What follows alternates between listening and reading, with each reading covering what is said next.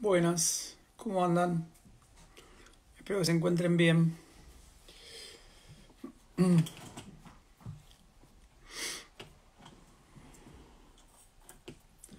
Esperen que estoy acomodando acá un toque. La iluminación. ¿Cómo andan? Hola Jackie, ¿qué haces? ¿Qué haces, Rama? ¿Cómo andas, loco? ¿Cómo andan? Espero que anden bien. Ahí va, ahí me veo un poco mejor. Me había quedado corto de luz. Bueno,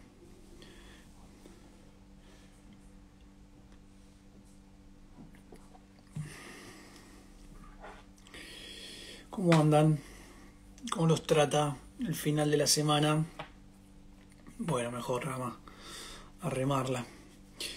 Hola José, ¿qué haces? ¿Cómo andás? Espero que te encuentres bien. Bueno, vamos avanzando. Se va terminando la semana. Eh, Espero que ustedes se encuentren bien. Por acá, un poco quemado. Hola Darío, ¿qué haces? Ahí ya sé que estás ahí. Ya te hago pasar. Eh,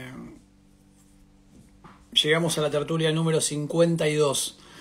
Así que, nada, muchísimas gracias por seguir acompañándome, por seguir queriendo conocer otros colegas, otras formas de ver la kinesiología, bien, de encarar lo que es al paciente.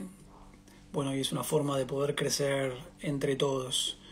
Así que, bueno, buenas tardes para... Hola, ¿qué haces, Fabi? Buenas tardes para algunos, buenas noches para otros. Como les dije, llegamos a la tertulia número 52. Y si bien estoy un poco cansado en el día de hoy, pero bueno, tenía muchas ganas de tener esta charla. Hace rato que ya había anotado en una extensa lista de charlas posibles y estaba esta que tenía que ver con la bronquiolitis, bien, bronquiolitis, etapa y abordaje kinésico. Bueno, fui hablando con colegas, me fueron llevando hasta que llegué a Darío, bien, colega nuestro de Tucumán, de una de mis provincias preferidas, una de las provincias que más he recorrido en estos últimos 5 o 6 años, provincia donde tengo muchísimos amigos, una hermosa provincia de nuestro país.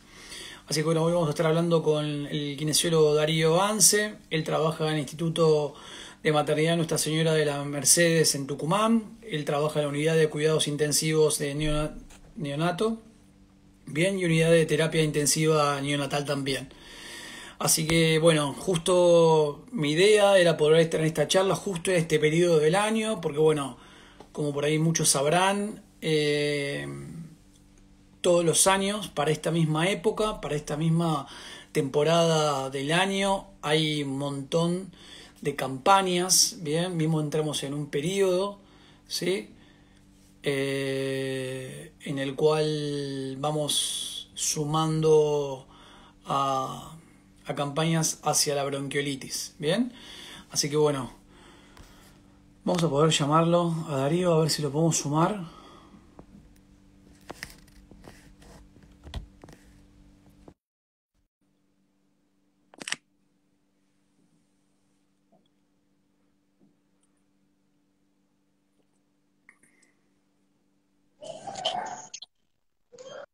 Hola, ¿qué haces? Hola Mariano, ¿cómo estás? ¿Cómo andas vos? ¿Todo bien? Acá tratándome de conectar con Muchas esto que es gracias, nuevo para mí. muchas gracias. Tengo que decirles a todos los colegas que están por ahí del otro lado que Darío es otro de esos colegas que no tenía Instagram, ¿no? ¿Es así? Así es, Le, ¿sí? le- o sea, le insistí, lo hizo. La idea era poder compartir esta charla y obviamente yo tenía ganas de charlar con él. Sí, Otros colegas me habían pasado el contacto de Darío, estuvimos charlando en estos últimos tiempos, nos estuvimos poniendo al día. sí, Y bueno, como dije, Darío vive en un lugar muy hermoso, bien, que tiene que ver ahí con Tafí Viejo, un lugar que me encanta a mí, un hermoso lugar Sí, de Tucumán. Y sí, bueno, así es. sé que estuviste corriendo un poco para poder llegar a la charla, sé que estás en un Así momento es. de esos, no sé si difíciles, pero esos importantes de la vida de uno, en el cual, bueno, como muchos otros colegas, le estás poniendo el pecho a esta situación, dado que trabajás con pacientes COVID. Y bueno, nada, te agradezco muchísimo que te hayas prestado para poder estar charlando un rato con nosotros. Bueno, Mariano, bueno, el agradecimiento también es mío de que, bueno, me hayas convocado para dar esta charla sobre bronquiolitis, que es un tema bastante complicado y más aún todavía en el lugar que nosotros trabajamos. Trabajamos en maternidad, generalmente nosotros vemos a los bebés hasta los 30 días de vida. Si ya es complicado el manejo del paciente pediátrico, porque no hay muchas evidencias sobre muchos tipos de tratamientos farmacológicos, y también con respecto a la terapia nuestra, que ya lo vamos a charlar, en el niño menor de 30 días también es más engorroso todavía, es como que el mundo del neonato es un mundo diferente al pediátrico. Pero bueno, estamos siempre tratando de actualizarnos, de tratar de hacer lo mejor posible para los bebés y para llevar un buen tratamiento a estos niños que tanto lo requieren, y más en los momentos de epidemia. ¿Sí? Tal cual. Contame, Dari, yo hace un ratito hice un comentario y Sí. corregime si no es así. En nuestro país, siempre para este momento del año, siempre estamos dentro de una campaña que tiene que ver y está dirigida hacia bronquiolitis. ¿Esto es así? Sí, generalmente estamos en una etapa en la que nosotros recibimos mucha cantidad de pacientes con bronquiolitis, ¿sí? Entonces hay mucha campaña por la epidemia de bronquiolitis que generalmente se da en épocas de otoño, cursa todo el invierno, también cursa la estación de la primavera y finalizando la primavera comienzan a descender un Tal cual, poquito los casos. ¿Bien? tal cual. Hasta septiembre, ¿no? Yo Es tengo, generalmente la campaña. generalmente en septiembre, sí, pero la verdad que años anteriores nosotros tuvimos pacientes con bronquiolitis hasta diciembre. Wow. Y bueno, en verano también, en las épocas de verano, algunos casos aislados, pero no es que dejan de serlo, ¿sí? Eso es más que todo en los climas templados. Ah, En los climas tropicales también se da, pero se da generalmente en épocas muy lluviosas, cuando hay un periodo largo de lluvia, también lo tienen. No es que en lugares donde tienen climas tropicales no van a tener casos de bronquiolitis. Al contrario, lo hay también, pero en menor número. Justamente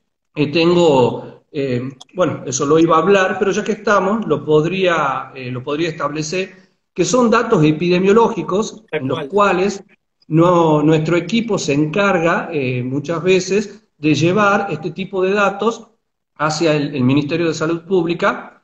Generalmente lo va llevando estos datos nuestra coordinadora, que hace una semana epidemiológica, se llama, comienza desde enero durante todo el año y va dividiendo por semanas el número de pacientes que tenemos y el número de bronquiolos, ¿sí? Entonces, antes del aislamiento obligatorio que tuvo que tener acá, ella pudo sacar algunas planillas y hizo un paralelismo con respecto a 2019, que me gustaría, está bueno como para que Sí, lo mil plasme cosas. acá Te lo, te y lo iba, vean, sí. sí, te iba a Por preguntar si ejemplo, tenías datos estadísticos. sí, sí. En todo el año 2019 tuvimos en total, desde la primera semana epidemiológica que arrancó desde el 6 del 1 hasta el 29 del 12, se cuentan todos los pacientes con bronquiolitis, tuvimos en total 210 pacientes con bronquiolitis, de los cuales 38 pacientes requirieron internación. Generalmente nosotros derivamos de este tipo de pacientes, pero en épocas de grandes epidemias, estos pacientes quedan internados en la institución, que no es lo óptimo, pero cuando desborde el sistema lo tenemos que hacer, ¿sí? En total fueron 210 pacientes. A ese año, al 2019, realicé un corte que va desde el 6 del 1 hasta el 8 del 9, es decir, hace una semana atrás más o menos, para que lo compare con el año 2020, este año, que tenemos este año de pandemia, y hacemos una comparación de los totales. El corte fue hasta la semana anterior de septiembre, ¿sí? En el 2019, hasta septiembre, es decir, hasta una semana anterior, tuvimos 172 casos de bronquiolitis. Y el número de internación fue igual, fueron 38 pacientes, ¿sí? Porque después de eso no se internaron más. En el año 2020, este año, desde el 5 del 1 que comenzó la semana epidemiológica hasta el 5 del 9, la semana anterior, tuvimos solamente 10 casos de bronquiolitis. Es abismal la diferencia entre un año y otro. Sí, tal cual. Sí, así es. Al año 2020, aparte también, hice otro corte, en donde llevé desde la primera semana epidemiológica de enero del 5 del 1 hasta el 15 del 3. Tomo esa fecha porque fue la fecha aproximada del aislamiento obligatorio. ¿Y por qué? Ya te digo por qué hago referencia a esto. Hasta esa fecha, hasta el 15 del 3, tuvimos solamente 6 pacientes con bronquiolitis, ¿sí? Que 2 fueron internados. A partir del 15 del 3, que fue el aislamiento obligatorio, hasta la semana anterior, tuvimos solamente 4 pacientes con bronquiolitis, ¿sí? ¿Y por qué quiero hacer hincapié en esta fecha del 15 del 3 al 5 del 9? Porque es una época pico para nosotros, una época de epidemia, que se dan numerosos casos de bronquiolitis, y tuvimos solamente 4 casos, ¿sí? De esos 4, 2 fueron internados. Pero te vuelvo a hacer esa comparación, es abismal la diferencia, es por el distanciamiento social, por el uso del tapaboca, los chicos no están yendo a la escuela, los hermanitos que son una fuente de contagio. Claro, claro. Entonces, tiene muchísimo que ver. Dentro de toda la situación mala en la cual estamos viviendo, por lo menos algo a favor, ¿no? El COVID llegó para desplazar otros tipos de virus. Claro, tal cual. Y eso se nota por los números que me estás arrojando. La COVID, sí, así es. Cuando creo que te pregunté en varias de estas veces anteriores que hemos charlado, y siempre creo que caí en la misma pregunta, y obviamente me gustaría muchísimo que vos me des la explicación, y ya que está, lo escuchamos todos juntos, es ¿por qué crees que COVID afecta tan poco a los menores, ¿sí? Pero que a su vez los menores también son mucho más propensos de poder realizar el contagio? Sí, bueno, con respecto a esto, todavía hay muchos estudios que no terminan de cerrar. En sí, lo que ocurre con los niños, con los menores, es de que ellos pueden llegar a ser portadores, pero no desarrollan la sintomatología que pueden llegar a desarrollar los adultos, ¿sí? Está todavía en discusión muchos de estos temas, pero sí tenemos, por ejemplo, nosotros acá tenemos casos positivos de un bebé de 24 días de vida que llegó hasta nuestra institución con una madre positiva, pero fue derivado por una situación extra que tuvimos, fue derivado al Hospital Avellaneda, y ahí le tomaron la muestra y el bebé dio positivo, ¿sí? Quedó en un aislamiento, el bebé dentro de todo está bien, sin desarrollar sintomatología. Entiendo. Bien. Bueno, escúchame, ubicanos. Si tenemos que dar una definición lo más actualizada posible hoy por hoy de qué es la bronquiolitis, ¿qué nos dirías? Bien. La bronquiolitis es una enfermedad infectocontagiosa que se da generalmente en un grupo de niños menores de 2 años. La característica de esta patología es que causa inflamación a nivel bronquial, provoca necrosis en las células epiteliales, y también da una respuesta inmune del organismo, la cual conjuntamente con todo este proceso que lo acabo de nombrar, provocan una dificultad respiratoria en el bebé. En este caso, voy a hacer mucho hincapié también en el lactante y por ahí comparando con la población pediátrica, porque es lo que más manejamos nosotros, Sí. provocando mucha dificultad respiratoria. Entonces el bebé entra en un disconfort en donde no puede dormir bien, no puede alimentarse correctamente, que son puntos claves. Es denominada la bronquiolitis como el primer episodio de sibilancias en un niño, ¿sí?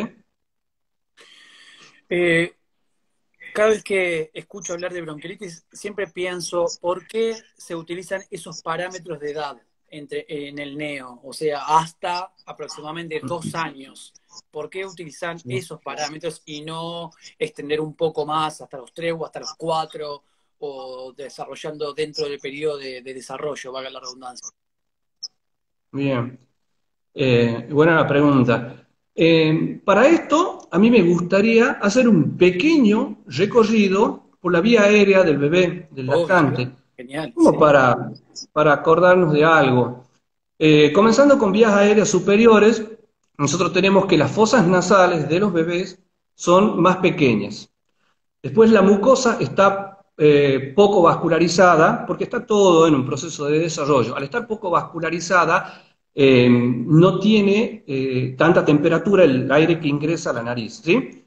Los cornetes también no están muy desarrollados por el hecho de que son pequeños, entonces no nos van a dar ese aire turbio que también frena un poco las partículas, al igual que la impactación en el moco que puede haber, o en las cilias, en donde constituyen la primera barrera. A partir de allí, nosotros vamos a tener que la vía aérea a continuación es más anterior en el bebé y más cefálica, comenzando desde la laringe, ¿sí? Otro hecho anatómico a tener en cuenta es que la laringe en los pequeños tiene una forma cónica, a diferencia de en el adulto que es más tubular, ¿sí? La parte cónica de la laringe tiene la parte más estrecha es el anillo cricoide, que todavía no se desarrolló por completo. En cambio, en el adulto la epiglotis es la parte más estrecha, ¿sí? A continuación, la tráquea es mucho más pequeña también. Al ser mucho más pequeña, hay una dificultad. Esto es en un caso, por ejemplo, que tengan que intubar un bebé, porque el bronquio derecho es un poco más vertical, recordemos que es más vertical, es más corto, más ancho, y la carina es más gruesa también. La carina es la división en donde tenemos la división bronquial, ¿sí? Entonces muchas veces cuando quieren intubar un bebé, caen en el bronquio derecho. Bueno, continuando con las vías aéreas, después tenemos los bronquios principales, bronquios lobulares, bronquios segmentarios. Toda esta estructura bronquial está en desarrollo, son todavía blandas, muy blandas estas estructuras y son de pequeño calibre. ¿Qué ocurre con esto? Al ser muy blandas, si nosotros le sumamos el proceso de la bronquiolitis inflamatorio, vamos a tener que son vías que aparte de ser blandas, que se colapsan mucho, le vamos a sumar el componente inflamatorio. Es por lo cual comienza la dificultad respiratoria, ¿sí? Continúa la división bronquial en los diferentes segmentos pulmonares y se van dando las diferentes generaciones bronquiales, hasta que llegamos a los bronquiolos respiratorios, donde comenzamos con el primer intercambio gaseoso, y los bronquiolos respiratorios, a su vez, se comunican con los alveolos, y esto es importante para que después lo remarquemos en la fisiopatología, cuando hablemos. Se comunican a través de unos conductos que son, si nos acordamos, los conductos lo de Lambert, lo de Martin, y poros entre, y poros entre los alveolos, que son los de Kohn, ¿sí? Esto forma la circulación colateral, que tiene importancia en la bronquiolitis, en la fisiopatología. Por eso es que lo quería también nombrar. Genial. Sumado a esto, de que las vías aéreas son colapsables, el pulmón del bebé que está en desarrollo tiene una compliance disminuida, es decir, que no tiene mucha elasticidad el pulmón del bebé. Y la caja torácica, que es muy complaciente, es decir, que tiene mucha elasticidad. ¿Sí? Son todos componentes que vamos a tener en cuenta después en los casos de la fisiopatología del paciente. Clarísimo. Bien. Buenísimo. Clarísimo. Sí. Bueno, dentro de los... Disculpa, Mariano, disculpa porque creo que me fui un poco no terminé de redondear tu pregunta. Vos me preguntabas ¿Por qué menores de 2 años? Justamente por esto, por la constitución de la vía aérea. Tiene una constitución de una vía aérea muy pequeña, muy estrecha. Entonces, cuando se produce esta enfermedad de infecto contagiosa, al ser tan pequeños y no estar bien desarrollados, disminuyen mucho la luz bronquial y aumenta mucho la dificultad respiratoria, a diferencia de cuando la vía aérea se va desarrollando, va aumentando el calibre, entonces va mejorando también la ventilación en este tipo de niños. Perfecto, clarísimo. Eh, una otra pregunta que tenía por acá es cómo diferenciamos esta patología, esta bronquiolitis, de otras enfermedades respiratorias en el neo, ¿no? En el neonato. Sí. Bueno, acá con este tema es como para entrar estrictamente en la parte clínica. O sea, Sí. vos querés que yo te explique los signos clínicos de acuerdo a ¿Cómo, cómo se va presentando, sí. claro, cómo Por vos ejemplo, diferencias que tengas una bronquiolitis y no otro sí, tipo de patología dentro de ese pacientito chiquitito que tenés por ahí supuesto, sí. y está buscándole Sí, bueno, buscar un diagnóstico? uno de los... Así es, sí. Si vamos a eso, por ejemplo, hacer una comparación en los neonatos, porque los pacientes que nos llegan a nosotros en el consultorio por bronquiolitis, generalmente son bebés con bronquiolitis porque tienen un triage. Pero Claro, si nosotros, por ejemplo, tenemos que diferenciar en la neo un paciente y muchas veces a nosotros nos lleva a diferenciar a estos pacientes la auscultación, en donde comenzamos a encontrar sibilancias en este tipo de pacientes, observamos una mecánica respiratoria alterada, es decir, comienzan con retracción subcostal, observamos rinorrea también en los pacientes, abundantes secreciones, y siempre nosotros estamos observando o preguntando si tiene epidemiología positiva, es decir, los papás, si ellos estuvieron enfermos, porque el virus de la bronquiolitis también está en los adultos, solo que en los adultos pasa desapercibido, pero bueno, un virus de este tamaño en los bebés a veces llega a ser mortal, y más aún todavía cuando se instala en el servicio de neonatología, donde tenemos muchos pacientes vulnerables. tal cual. ¿Cuáles son esos signos, Darío, que vos ves, esos signos cardinales que vos ves en ese paciente y te ponen en un estado más de alerta frente a la evolución del neo? Sí, bueno, a ver, para hablar generalmente de los signos de estados en este tipo de pacientes, hay una división que se da por días, generalmente entre el primer y tercer día, después entre el tercer y quinto día, y después ya cuando puede llegar a venir la resolución de todos estos síntomas que tuvo el niño, que es a partir de los 5 días aproximadamente. Pero hay otros niños otros bebés también de que cursan más severamente la patología y llegan hasta 2 a 3 semanas, ¿sí? En el primer estadio, que es del día 1 hasta el día 3, generalmente son niños que tienen rinorrea, fiebre, tienen tos seca o tos productiva, que yo voy a hacer hincapié ahí en una cosita, y tienen algunas veces en esta etapa algo de dificultad también para alimentarse. Con respecto a la tos productiva, muchas veces llega a confundir porque son niños de que al juntar muchas secreciones, y es algo que nos dicen a nosotros los padres cuando llegan al consultorio, estos niños llegan a la casa en el domicilio, están durmiendo en una posición completamente horizontal, ¿sí? Esta rinorrea, esta cantidad de moco, produce un goteo retrofaringio. Entonces el moco va circulando hacia atrás y el bebé está pasivo, durmiendo, y llega a ser como un pequeño lago faringio. Cuando el bebé se despierta, esas secreciones se movilizan, que están a la altura de orofaringe, estimulan la tos y estos bebés comienzan a toser. Tienen como unos accesos de tos por la cantidad de secreciones. Y esa tos es productiva y muchas veces lo que detectan los padres. También ellos detectan, le ponen la mano en el pecho, colocan la mano en el pecho a los bebés y la consulta cuando llegan a nosotros nos dicen que está lleno de mocos. Y es por el mismo moco que tiene la vía aérea alta y esa vibración se transmite hacia vías aéreas bajas. Porque muchas veces cuando llegan al consultorio nuestro, llegan, lo escuchamos con una tos seca, o a veces a la auscultación no tiene moco, pero sí es un fenómeno alto, ¿sí? La primera etapa es todo un fenómeno alto que también puede ir acompañado de alteraciones conjuntivales, donde observamos secreciones en las conjuntivas y también en otitis. Puede llegar a tener otitis por el mismo proceso inflamatorio alto, ¿sí? Luego tenemos un periodo que va entre los 3 y los 5 días. En este periodo pasa la fiebre, disminuye la fiebre y tenemos ya una invasión, por decirlo así, del virus en vías aéreas inferiores.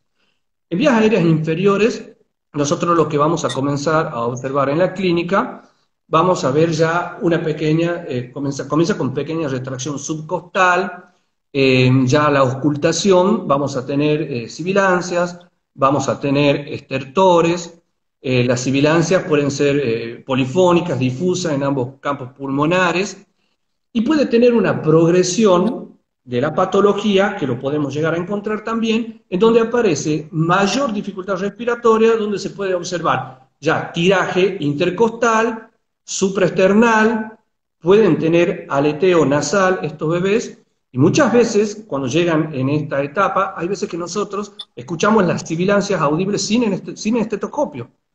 O sea, vamos caminando hacia el bebé y lo escuchamos ya sibilar. Puede ser en los dos tiempos respiratorios, o a veces se lo escucha al final de la expiración. Y muchas veces también se puede apreciar quejido expiratorio, que es cuando el bebé está haciendo un autopip por la gran dificultad respiratoria que ya lo aqueja al bebé. Esto ya es un fenómeno que nos está demostrando a nosotros que el bebé está cursando ya con una hipoxemia, que puede llegar a producir una hipercapnia seguida de una acidosis respiratoria, y de acuerdo a ese periodo de estado, el bebé o puede tener una fuente de oxígeno, que es como una bigotera para revertir la hipoxemia, o de acuerdo a la severidad, vamos a ir cambiando las fuentes de oxígeno, yendo, qué sé yo, desde un halo hasta ventilación no invasiva, una cánula de alto flujo, o terminan en ARM los bebés, para poder revertir este estado de gravedad.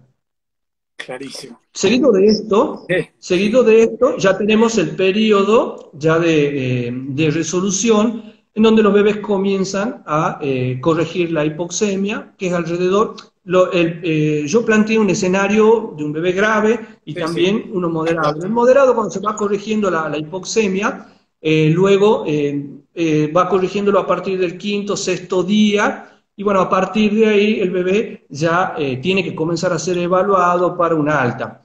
El destete del oxígeno también hay que tener muy en cuenta, y por ejemplo los bebés menores de 2 meses hay que controlar por lo menos 48 horas el destete del oxígeno, y hay que controlarlo durante el sueño y también controlarlo durante la alimentación, que es importante. Y los bebés mayores de 2 meses con 12 horas de control también. Puede ser menos cantidad, pero igual, siempre, con el sueño y con la alimentación. Clarísimo, Dari. Gracias. Me contestaste todo y más. Bueno. Escúchame, siempre me surge la pregunta cada vez que veo a un chiquito que tiene o bronquiolitis o tiene alguna recidiva respiratoria. Y me surge la pregunta que creo que también te la había hecho en estos días anteriores, cuando estuvimos charlando, es si ese bebé, cuando tiene esa primera etapa, esa primera patología de bronquiolitis, ¿tiene predisposición respiratoria a seguir manifestando alteraciones desde el punto de vista respiratorio en el transcurso de su vida? ¿O puede llegar a ser simplemente un hecho aislado? No. A ver, hay muchos factores también que influyen en este tipo de pacientes. Podemos tener un grupo, por ejemplo, de niños sanos que no tienen ningún tipo de patología preexistente y que fueron alimentados con lactancia materna exclusiva. Es decir, por lo menos durante todo el primer año fue lactancia materna exclusiva, ¿sí?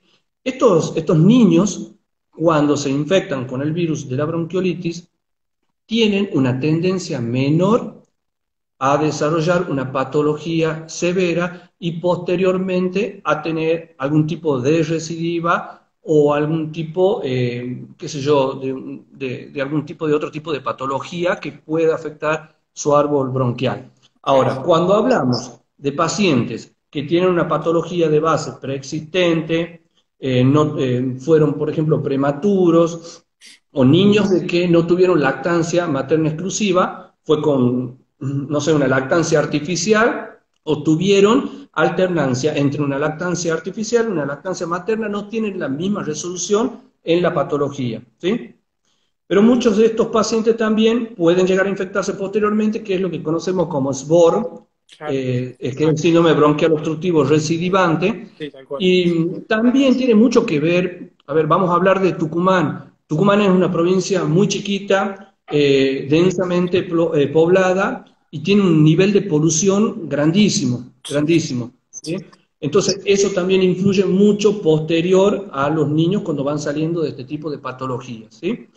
Hay un grupo también de niños que cuando fueron infectados con el virus de la bronquiolitis cursaron con una resolución bastante prolongada, con oxígeno, pueden llegar a tener tendencia a desarrollar asma bronquial, Claro. que A son eso niños iba. que, así es, sí, son niños que, por ejemplo, si tuvieron 3 episodios, durante 3 o 4 episodios bronquiales durante un año, ya se recomienda que haga el tratamiento con un neumonólogo, con un especialista, para ver después cómo continúa el tratamiento, si van a hacer un tratamiento preventivo. Yo tengo el caso, por ejemplo, de mi hija tiene 9 años, y ella a los 4 meses se pescó una bronquiolitis. Luego hizo un tratamiento preventivo y anduvo bastante bien. Y mi hija tuvo lactancia exclusiva también.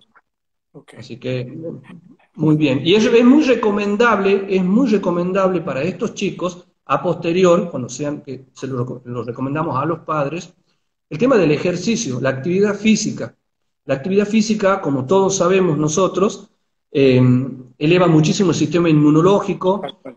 mejora mucho la actividad ciliar, mejora la ventilación, tiene muchísimos beneficios, y más en este tipo de niños, ¿sí? Me quedo acá, Darí, en lo que estamos charlando en cuanto a la predisposición y ahora lo llevo a los padres, ¿bien? ¿Cuánto influye desde el punto de vista heredo familiar que un nene sea más predispuesto a tener este tipo de alteraciones?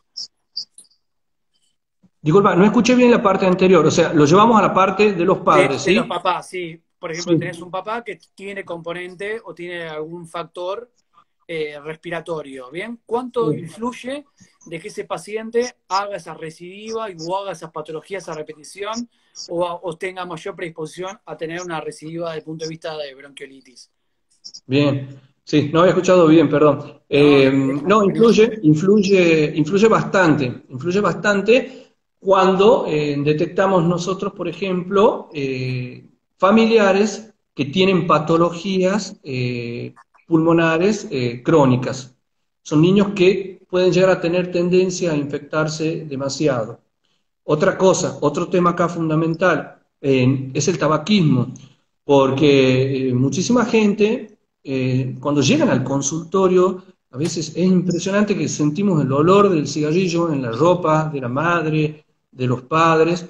Entonces, son personas que están fumando adentro de la casa, y a los niños el humo del tabaco es el peor veneno. Exponerlos a ellos de haber tenido un caso de un componente de bronquiolitis anterior, le desencadena un broncoespasmo severo. Mucho también tiene que ver, acá ya que lo tocaste al tema, la parte socioeconómica cultural. Nosotros en maternidad recibimos muchos bebés, muchos pacientitos que vienen de barrios vulnerables, Sí, en donde en una casa, porque nosotros tenemos una ficha de evaluación en la cual llenamos todos los datos, preguntamos muchas cosas a la mamá, entre una de las cuales preguntamos la edad, número de convivientes. Entonces muchas veces nosotros tenemos que el número de convivientes llegan a 15, a 20, son las llamadas acá casas chorizo, que son sí, alargadas, tienen una habitación a la par de otra y tienen una cocina, por ejemplo, o un comedor que comparten todos, ¿sí? Y en una misma habitación duermen 4 o 5 personas. pero el lugar en común es de muchísimas personas. Entonces, el hacinamiento contribuye muchísimo a la propagación del virus en épocas de epidemia, como así también el nivel de manejo que puede llegar a tener una mamá. Nosotros acá tenemos mamás de 14 años, tenemos mamás de 20 años que ya tuvieron 5 hijos, entonces son todos niños que son chiquititos, algunos en la etapa escolar, otros no, pero son una gran fuente de contagio para estos niños. Es un factor de riesgo grande. Tal cual. Bueno, vamos a algo que vos vivís en el día a día. Contame cómo es el abordaje del kinésico en este tipo de patologías. Difícil. Sí, me imagino. Así lo pensé desde el momento que puse esa pregunta. Sí, sí, sí. Bueno, eh, para esto, primero te voy a contar el equipo, o sea, cómo estamos trabajando nosotros, el equipo nuestro.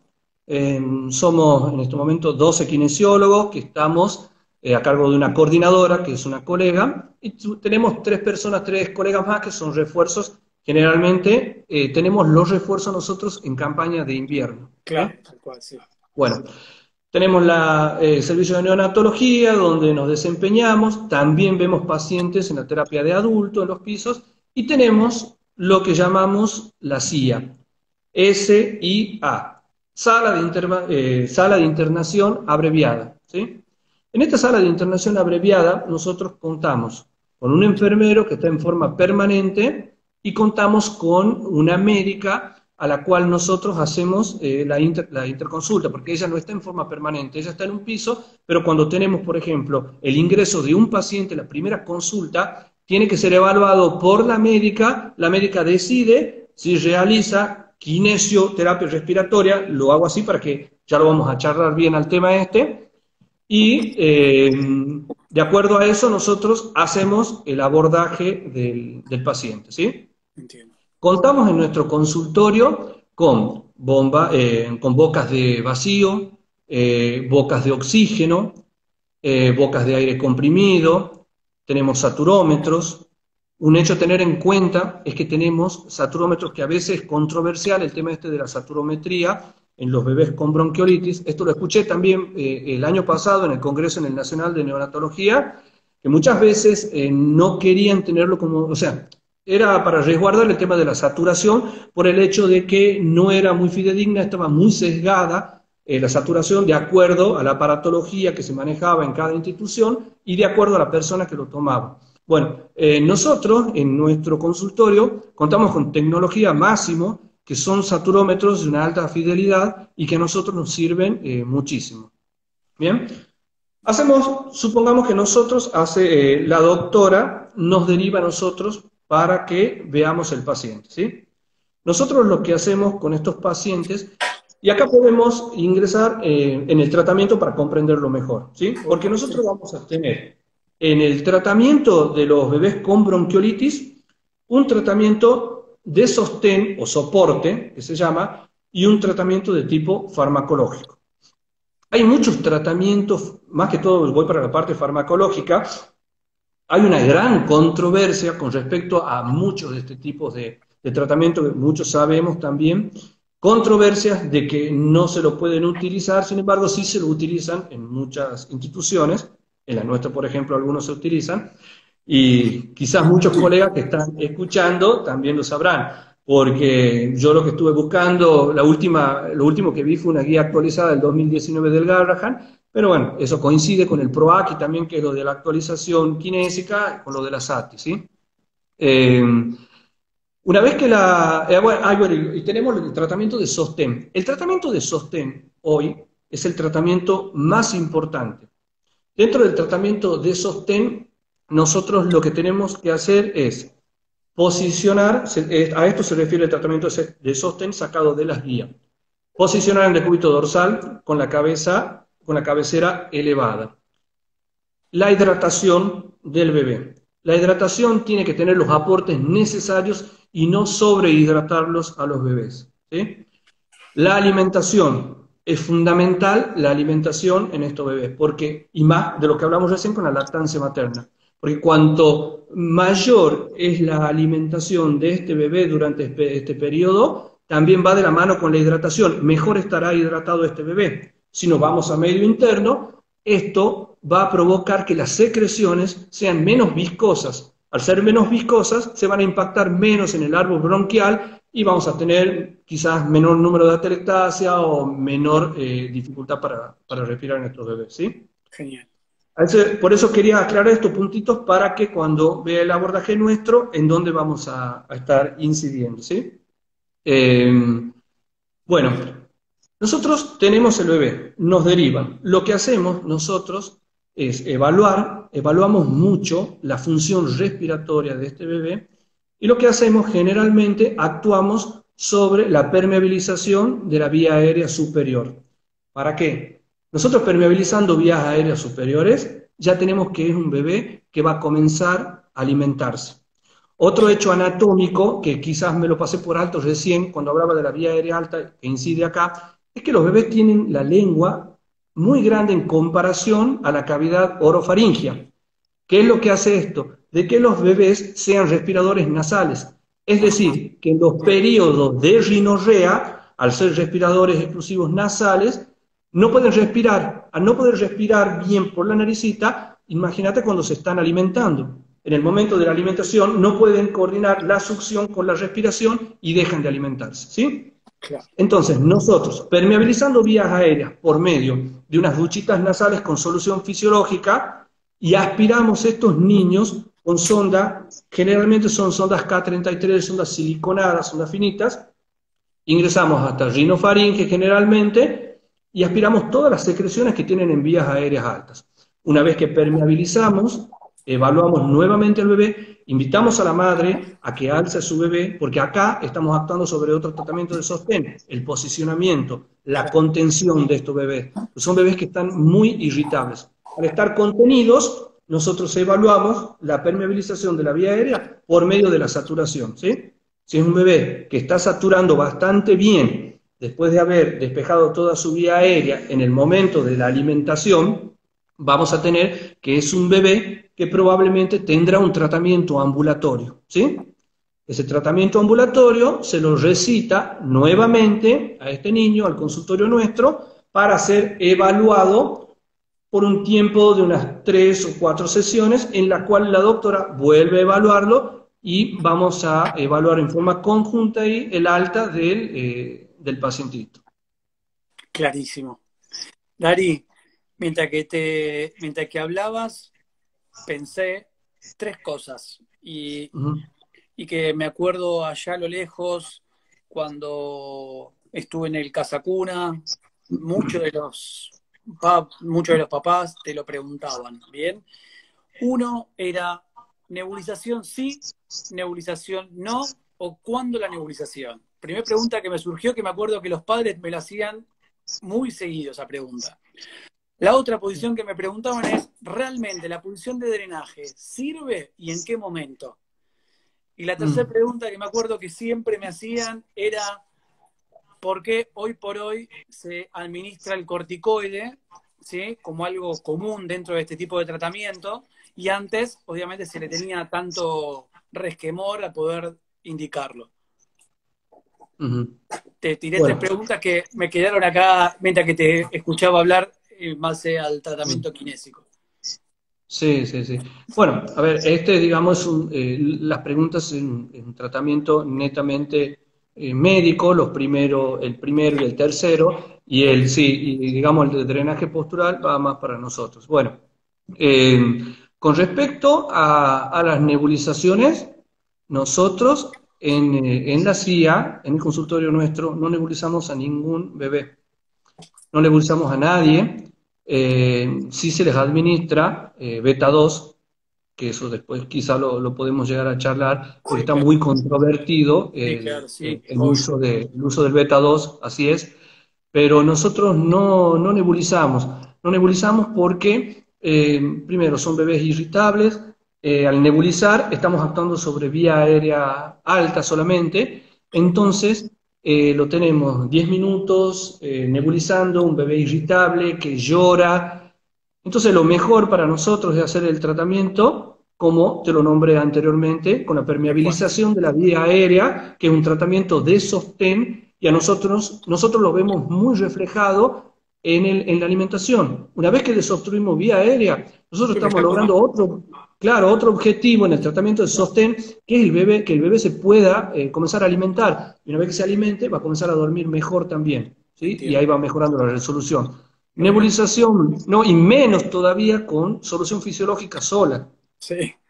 Para nada, porque muchas veces, no, que lo nebulicen con solución fisiológica sola, no, para nada, para Bien. nada. Es Clarísimo. mejor, me quedo más con el lavado nasal, con las duchitas nasales, para lavar las secreciones que tenemos en las fosas nasales. Nosotros le indicamos estas duchitas nasales para que continúen con el tratamiento en el domicilio, los bebés, y le enseñamos al papá y a la mamá, y ellos mismos al principio tienen un poco de miedo, pero después ellos mismos ven cómo mejoran la obstrucción nasal con estas duchitas nasales, que es intilando un chorro en cada fosa nasal. Entonces cierran un poquito la boca del bebé, parte del moco lo expulsan hacia adelante, que le decimos que lo retiren con una servilletita y no usen sacamoco, y Claro. el resto el bebé lo lava al moquito, lo traga y sale por la caca, que es un mecanismo normal.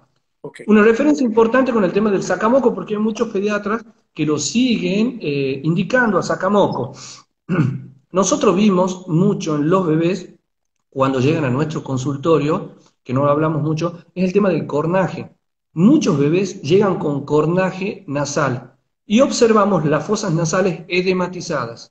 Claro. El gran porcentaje de estos bebés es por la perita, por la gomita. ¿Por qué? Wow. Se posesionan los padres, Sí, a ven la full. perita en la fosa nasal y le dan y le dan y le Que, ta- dan. Darí, tampoco es lo más fácil para realizar, porque le tenés que hacer una toma de catch al bebé para agarrarlo y después recién ahí le Sí. pones la pelita. Así es, sí. Y por eso, no. Bueno, Claro. nosotros observamos eso, mucho las obstrucciones nasales. Muchas veces no tienen secreciones los bebés, pero tienen un gran edema de mucosa. Y sabés que ese gran edema de mucosa también influye mucho sobre la alimentación. Y en este punto hay un tratamiento médico que es la utilización de gotitas en cada fosa nasal de solución fisiológica con dexametasona, una mínima proporción de dexametasona en solución, en una ampolla de solución fisiológica. Se le coloca una gotita en cada fosa nasal y también tiene una muy buena resolución. Van al tratamiento, llevan el tratamiento ese al domicilio, nosotros le damos en una jeringa, le enseñamos cómo colocarle y hacen el tratamiento por 24 horas. Generalmente el otro día cuando evaluamos el cornaje disminuye de una manera notable. Buenísimo, Bueno, claro. vamos a la otra pregunta. Sí, se El surgieron drenaje muchas, postural. perdón. Sí, sí, no, está bien. No sé cómo estamos con el tiempo, creo que ya llevamos... Nos quedan un poquito más de 10 minutos. Bueno, con respecto al drenaje postural. El Sí, drenaje postural, para seguir teniendo como objetivo los neonatos o los pediátricos más chiquititos, es muy difícil realizar un claro. drenaje postural para que realmente hay que tenerlo muchísimo tiempo, tiene que estar dormido y tiene que estar mucho tiempo, pero generalmente no se lo utiliza. Lo que sí hacemos nosotros muchas veces es posicionarlo a los bebés cuando ya están en una etapa resolutiva, donde hay secreciones, digamos, más sueltas, llamamos así nosotros, para realizarlo, lo colocamos en algún decúbito y realizamos compresiones expiratorias, que en realidad es lo que es la técnica kinésica que generalmente estamos usando. Más que la vibración, nosotros estábamos muy acostumbrados a la vibrocompresión, pero la que mejor actúa es la compresión, porque mediante la compresión nosotros hacemos lo que se llama el AFE, que es la aceleración del flujo aéreo. Entonces, al acelerar el flujo aéreo por una fuerza de cizallamientos, hacemos que las secreciones se vehiculicen hasta un bronquio principal y después estos bebés comienzan a toser o vemos de qué manera se puede llegar a estimular la tos para que eliminen las secreciones del árbol bronquial y tenemos un mecanismo que es el normal que hablamos recién, que las deglute y después las elimina por la caca. O en caso que vomite, se la ven a las secreciones también Bien. de este bebé. Ah, y Darío, me queda lo perdón. de los corticoides. Sí, espera, antes que te meta con el corticoide, es pregunta que te la hice y muchos allá a lo lejos también me decían, que cuando le decías a los papás, no, no, ya no lo percutimos más, ya no hay que golpear más al bebé. ¿Sí? Hoy por hoy no se hace, y como acabaste de decir bien, la vibrocompresión es lo más efectivo. Contame, ¿por qué no se hace? Bueno, Al primero, margen de la bulla, la que eso lo sabíamos desde el vamos, ¿sí? sí, no, no, la percusión, mira, yo estoy en maternidad hace 13 años, creo, nunca, no, y hace muchísimo que no se Tal realiza cual. la percusión. Sí, Para mover secreciones y realizar una percusión, es más, me voy al adulto porque no quiero dar ni un ejemplo en niño porque ya directamente no se puede. O tal sea, no cual. hay ejemplo para el niño, pero en el adulto, para percutir un adulto, una onda de choque para movilizar secreciones tiene que ser bastante fuerte, Tal cual. muy fuerte. Entonces, traslademos eso a un niño, de percutir a un niño. No se puede. Y más todavía por el hecho anátomo-fisiológico que recién estábamos hablando, Tal de cual. que tiene una caja torácica muy complaciente, muy blandita, y tienen también bronquios que están evolucionando y tienden al colapso. Tal cual. Entonces, la percusión puede llevar al colapso también y son maniobras que podrían haber aumentado el pueden producir broncoespasmos, ¿sí? No lo pienso el clapping, pero lo pienso, por ejemplo, a una dígito digital que en su momento lo hacían con Sí, los bebés. Porque si sí. hablamos de clapping en un bebé y vamos a hacer un clapping, supongamos, a la parte dorsal, y haciendo el clapping con nuestra mano, una mano chiquita, la más chica que sea, le vamos a estar dando en los pulmones, en los Sí. riñones, un desastre, No, nunca, totalmente. nunca, nunca ni pensé en el clapping, no, pensé en dígito No, por digital, eso, o sea, no.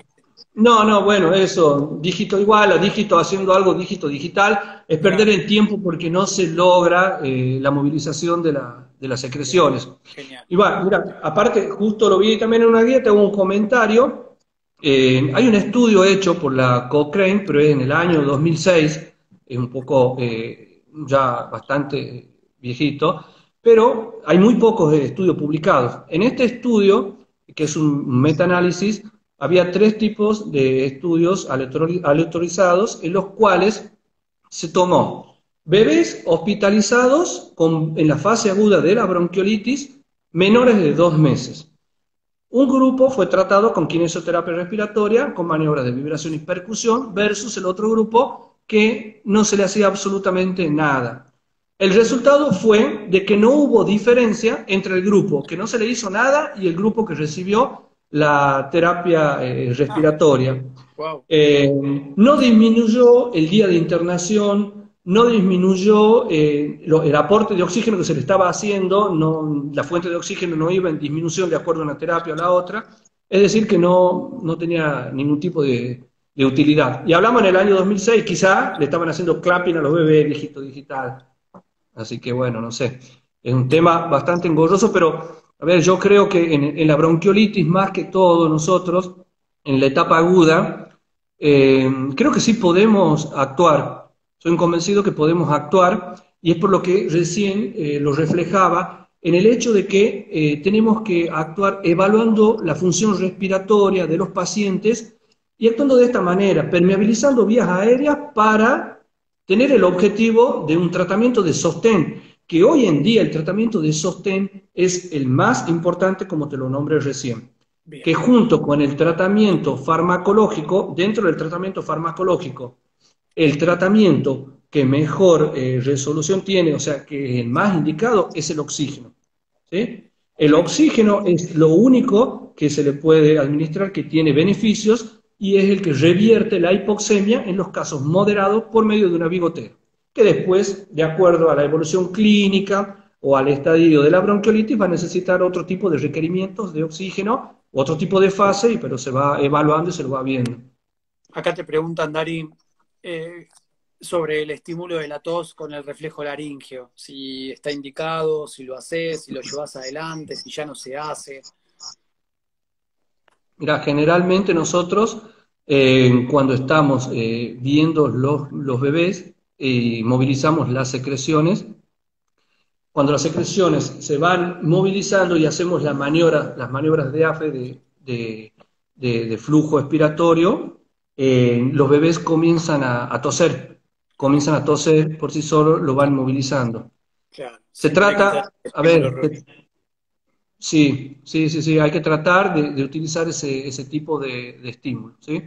Y muchas veces Claro, cuando uno hace la kinesio respiratoria y es un bebé que está, por ejemplo, con muchas secreciones, mucha rinorrea, nosotros en el momento que necesitamos aspirarlo, sí o sí, a estos bebés, cuando tienen muchas secreciones, no la pueden manejar por sí solo, el hecho de cuando uno lo está aspirando también se estimula la tos y comienza a movilizar las secreciones. Algunas eh, veces se puede llegar a utilizar en situaciones extremas cuando no está movilizando, pero tiene que ser, no sé, una técnica rápida, no tiene que tener mucha compresión y ser algo suave nomás, porque por ahí también de nada sirve de que movilices secreciones y que el bebé no tosa. claro, La obvio. tos es el mejor fenómeno reflejo que tenemos para movilizar secreciones.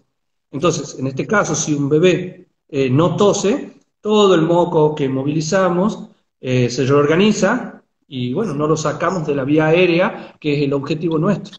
Tal cual. Eh, Darín, primero nos quedan 4 minutos. Bien, ahí justo apareció Esteban Cruz, que le tengo que mandar un abrazo grande, que fue este enfermo. Cada vez que fui a Sí. Tucumán, cada vez que fui a Tucumán a dar un curso, lo tuve ahí. Y hubo un momento que no le alcanzó con estar, que también hasta me lo coordinó. Nada, un enfermo. Bueno, un Así abrazo. que le tengo que mandar. Yo también quiero mandar un abrazo grande para Esteban, que es un amigo, colega, jugamos junto al fútbol, Sí. y bueno, que El único, también me comunicó con vos.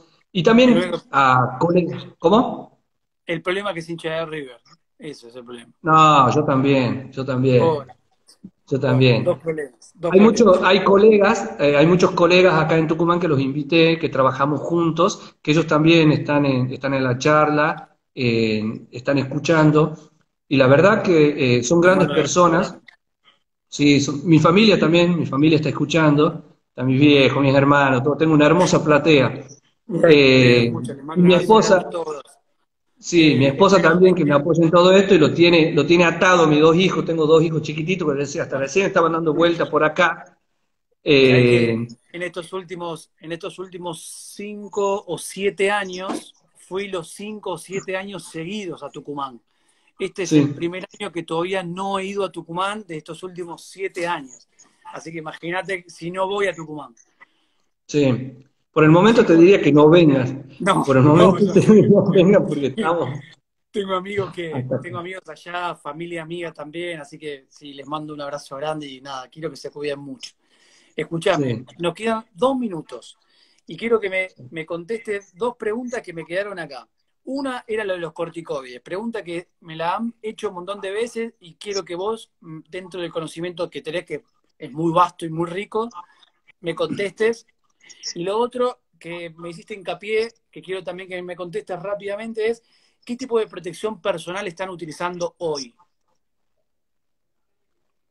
bueno, el tema de los corticoides, como te lo dije recién, sigue siendo un tema controversial. Los corticoides, por diversos estudios que se realizaron, no tienen una acción significativa, es decir, de que no estarían indicados los corticoides Tal cual. en nuestro nosocomio, en nuestro hospital, generalmente, o sea, se deja el corticoide para una última instancia donde, por ejemplo, es un bebé que lo vamos a manejar ambulatoriamente y vemos que tiene una obstrucción bastante severa y sabemos que el beta 2 también no tiene una muy buena acción, pero sin embargo también Tal se lo usa. cual. Entonces se llega a esta instancia. Lo que sí se definió del tema de los corticoides es de que quizás el corticoide sistémico, en esta etapa hablando, ¿no?, de la bronquiolitis aguda, quizás tenga un poquito mejor de acción que el corticoide inhalado. Generalmente la acción del corticoide en esta etapa la comienzan a dar pensando mucho en la enfermedad asmática, como había un edema de mucosa, se pensó lo mismo para la bronquiolitis, pero los resultados no fueron los mismos, ¿sí? Y Gracias, bueno, Dari. Me, con me- me respecto a quedan- los nos quedan 30 segundos. No quiero 30 cortarte y quiero segundos, saber bueno, para qué equipo es. de protección personal, cambió en esto, creo que en esta última semana que comenzamos a tener circulación comunitaria y ya aparecieron algunos bebés con COVID positivo. Entonces, estamos con todo para atender ya en la CIA, con camisolina repelente, con N95, con cofia, con Gracias. máscara, con